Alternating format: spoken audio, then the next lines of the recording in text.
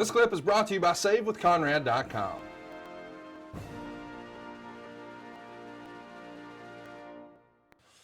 Let's talk about independence. Before you get down to Memphis, the WWE gets you booked on some random independent shows in the Northeast. Any fun or interesting stories from working those shows with like East Coast Wrestling Association or Pennsylvania Championship Wrestling? I don't remember much about it. I didn't even know the names of their, Right.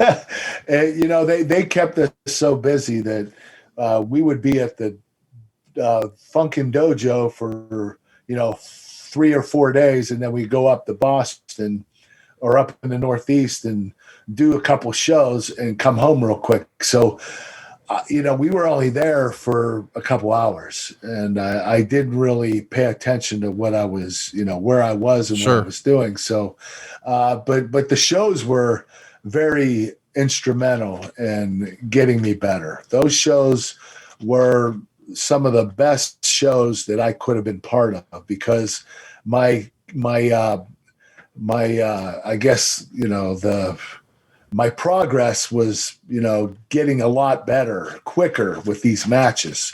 Working in front of a crowd. These spot matches were great. Yeah, working the crowd and telling the story in the match. All that stuff was coming out. I was starting to get more comfortable. Well, eventually you get sent down to Randy Hale's Power Pro Wrestling in Memphis, which was one of the developmental territories for the company at the time.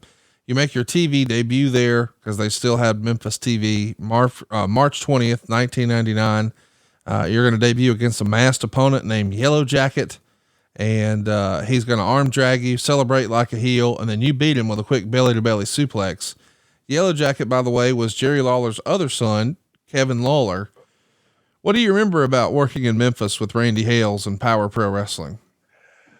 Randy Hales, he was, he was all right. He didn't have plans of doing anything with me down there. When I started out, I was opening card.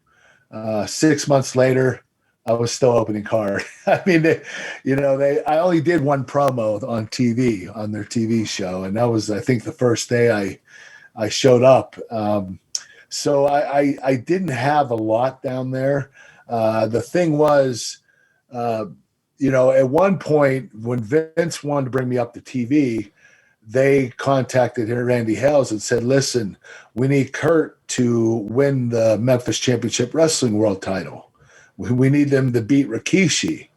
And Randy said, I don't have him prepared to do that because he's only been wrestling opening card matches.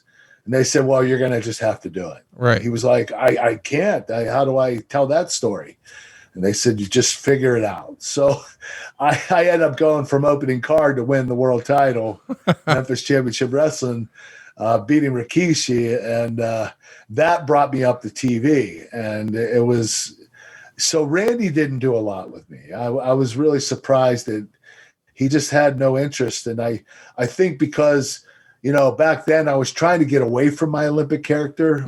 I had a different look. I had more of a Stone Cold look, and I was trying to be somebody else. And I wanted to be the badass, who watching my idol on TV, Stone Cold Steve Austin. I wanted to be him. And it just didn't work, because I wasn't him. And nor did I want to be. I just thought I wanted to be. Right. And Austin, he was the most popular character in the WWE in the world. So, I wanted to do what he was doing. I wanted to succeed like him.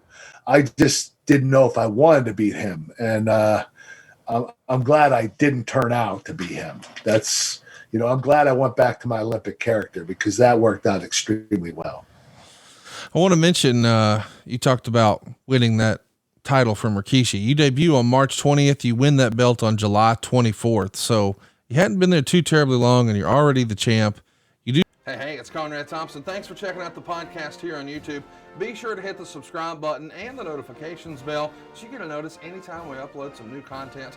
And go save yourself some money right now. If you're in a 30-year loan or you have credit card debt, it's not a matter of if I can save you money. It's a matter of how much. Find out right now for free at SaveWithConrad.com.